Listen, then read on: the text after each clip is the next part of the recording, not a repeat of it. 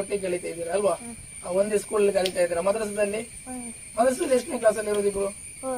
Fourth. ನೀವು 2 ಜನ ಮದ್ರಸದಲ್ಲಿ ಒಂದೇ ಕ್ಲಾಸ್ ಅಲ್ಲಿ ಕಲಿತಾ ಇದ್ದೀರಲ್ವಾ? ನೀವು ಫ್ಯಾಮಿಲಿ ರಿಲೇಟಿವ್ ಅಲ್ವಾ? ಏನಾಗ್ಬೇಕು ನೀವಿಬ್ರು?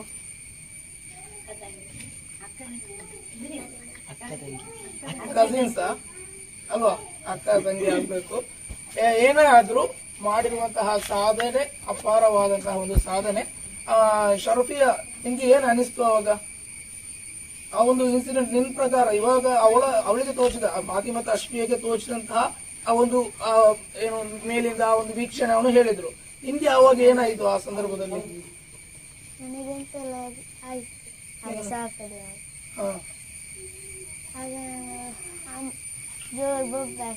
ಬೊಬ್ಬೆ ಆಗಿದ್ಯಾ?